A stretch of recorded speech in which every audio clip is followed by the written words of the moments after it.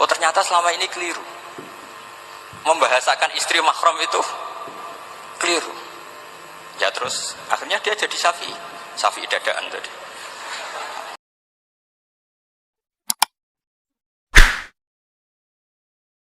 Itu sebetulnya kalau pakai ilmu logika maupun sosial apa saja, baik sosial ilmiah maupun sosial budaya, kita ini jauh lebih unggul ketimbang tradisi mereka.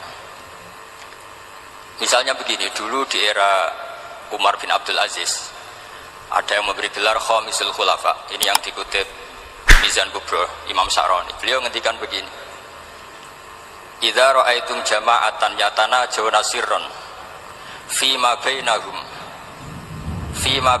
fi amri dinihim, itu fasyadu anna dzalika dhalalun wa bid'atun. Jika kamu melihat satu komunitas tertentu yang bisik-bisik agama tapi di grupnya mereka sendiri tanpa melibatkan kelompok lain yang mungkin a'lama minhum, lebih alim, maka itu sesat, dhalalun wa bid'atun. Sehingga dulu itu sudah ada tradisi konsensus ilmiah.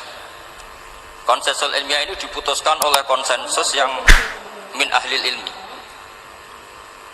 Sehingga orang yang tidak ngalim itu ya konangan. Kalau sekarang nggak pati konangan, tahu-tahu ada orang nggak jelas juntrungannya punya majelis tafsir yang bisa saja cindil tikus itu halal. Hanya karena berdasar dalil, misalnya kula ajidu fima uhiya ilayya muharraman ala ta'imi yat'amuhu ila yakuna maitatan aw damam masfuhan aw lahma khinzir, sehingga dianggap yang halal itu banyak, yang haram hanya 3. Saya pernah ketemu di antara mereka, tanya, apa betul Gus Bak menurut Islam begitu? Terus saya baca di antara ciri Nabi itu yang ada di kitab Taurat dan Injil itu wa yuharrimu alaihimul khaba'is.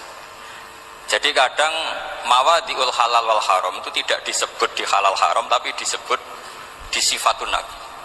Sifatnya Nabi adalah wa yadau anhum israhum wal aghlal allati kanas alaihim. Di antara sekian sifat itu wa yuharrimu alaihimul khaba'is, dan Nabi mengharamkan sesuatu yang menjijikkan. Nah kira-kira itu cindil tikus itu kalau sama dakok di ruang tamu jijikkan enggak? Ya jijik, ya sudah haram saja kata saya. Akhirnya sebagian mereka ya tobat, mau ngaji sama ahlinya.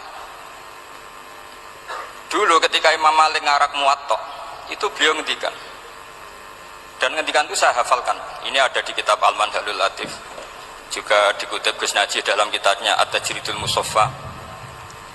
Aradtu kitabiha ala sab'ina faqihan min fuqaha il-Madinah fakulluhum wato'ani fasammaituhu al-Muwatta.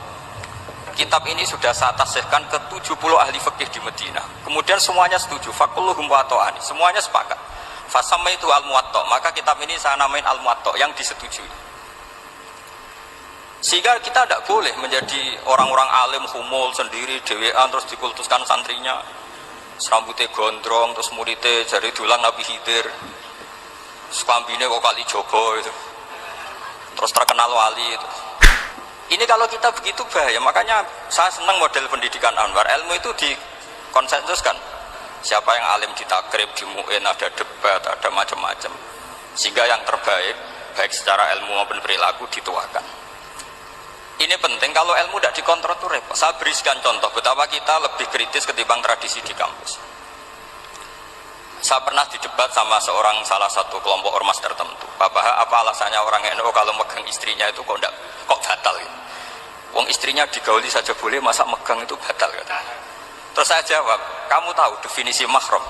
Gak tahu ya.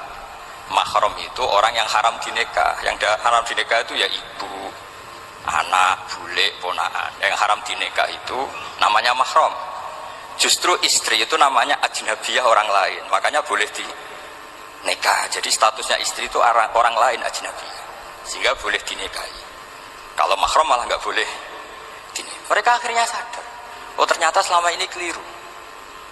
Membahasakan istri mahram itu keliru.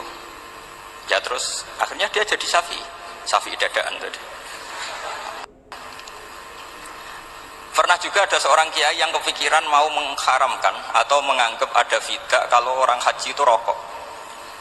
Alasannya kalau kata pakar-pakar kuetar itu cengkeh itu wangi. Kalau cengkeh wangi berarti kalau haji rokok itu artinya pakai apa? Pewangi. Itu hampir saja deal. karena ya memang cengkeh itu wangi. Kemudian diingatkan sama kiai yang lain, Anda berani fatwa kalau orang Jumatan sunat ngerokok karena pakai pewangi? Terus, wah iya ya, tidak jadi. Jadi ini pentingnya ilmu itu konsensus. Sehingga saya bicara di sini pede bukan karena saya merasa benar, enggak, kan nanti ada yang nasihat. Kalau benar ya sampean dukung, kalau salah ya tinggalkan saja, biasa saja. Karena kalau sampean sama-sama tadi saya sudah bilang tahta topkotin wahidah, kita tahta syekhin wahid, tahta mursyid wahid. Saya pikir ilmu saya dan sampean ya undi lah.